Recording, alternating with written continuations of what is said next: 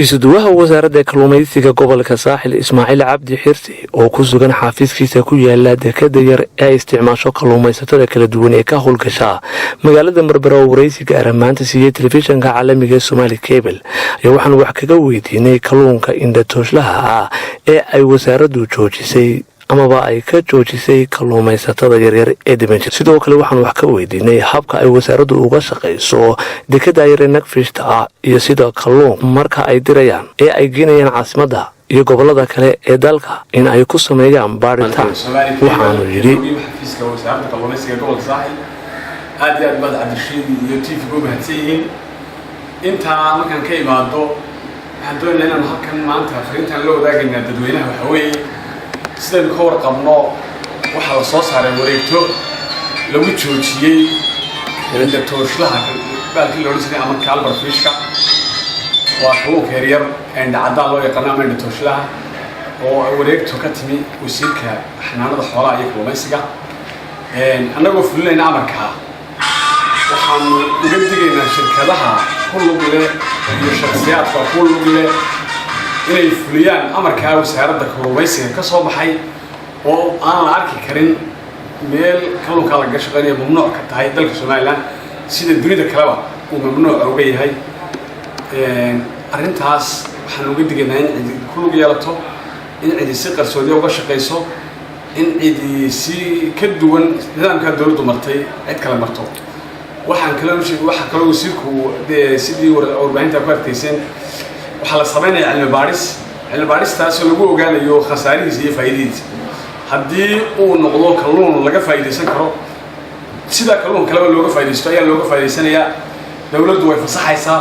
hadduu noqdo kalluun aan ku habboonayn in la ugaadhsadana sidaas uu ku joogsanayaa. marka cilmi baadhistan ka warsugayna haddii ilaahay ka dhigo shaqada wasaaradda iyo kalluumaysatada aad iyo aad u fiican tahay. shaqada aad bay u socotaa. waa xilligii kalluunka badda furay bartankiisa baa lagu jiraa. aad iyo aad buu sanadkan kalluunka u fiican yahay uu ka badan yahay sanadihii hore alxamdulilah. dhul dhow baa laga soo qaadaya laga soo helayaa. aad iyo aad bay kalluumaysato sanadkan ugu fiican tahay xaaladoodu. aad iyo aad bay ugu faraxsan yihiin u shaqeynayaan. aad iyo aad bay uga faa'iideysanayaan khayraadkii badda. imise iskaashato ayaa ka jira oo isticmaala dekadan yar imkaan ku suganahay.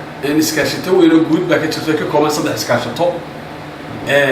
laakiin waxaa jira gaadiidka iskaashatadu waa dalada isugu yimaada kalluumaysatadu laakiin meheradaha iyo gaadiidleydu waxa ka 50 meheradood baa ka duwan shan shaqeeya 400 in ku dhow gaadiida ayaa badda gala oo wax fadhiya mooyo wax kale ay shaqeeyaan.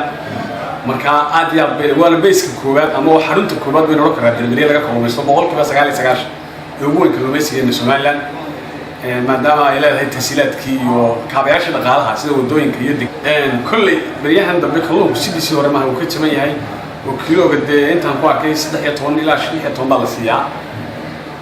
marka uu aad iyo aad u jaban yahay ka fiican yahay qiimaha marka xoolaha loo eego uu ka jaban yahay kalluunku ka uu fiican yahay qiimihiisa aad iyo aad u fiican yahay oo ugu faa'iideystaan. dadkeenna aad iyo aad bay u barteen haddeer adiga arkayo cabdishiid adiga soo maray dekadu kala go'o male dadku say joogaan iyo sida loo rarayo sida loo ragayo ee loo kala dirayo gobolada. kalluunkan inta ugu badan waxay u baxdaa caasimadda dalka Jamhuuriyadda Soomaaliland. wax baaritaan oo halkan ay wasaarad ahaan ku sameeyaan kalluunka marka badda laga soo qabto ma jiraa. cabdishiid horta wasaaraddu macshar mara ay kalluunka ku jeekando oo ama ku baadho laakiin waxa jira kalluunka markiisa horeba qofka Hargeysa u diraya kalluunka uu qaadayo kalluunka waxa laashkayay laga iibsaday nimanka ka soo qabta badda qof ganacsadaha ka iibsada halka dekadu iskaga baaraa kalluunka wixii ka soconay uu geyn karo iibiya. marka waxaan aad ugu kalsoonahay kalluun fiican oo tayo leh ayaa caasimadda iyo gobolladeena kalaba taga. kalluunkuna aad iyo aad waa waxyaabaha in la daryeelo aad iyo aad ugu baahan ee markiiba degdeg u burbura haddii aan aad loo daryeelin.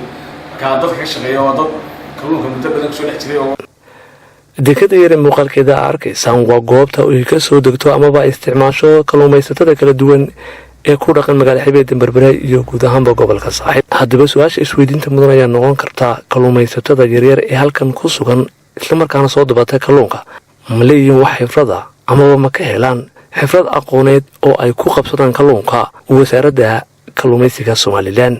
waa Cabdirashiid Mubarak Cabdi Cabdirashiid Sool telefishinka caalamiga Somali Cable Berbera.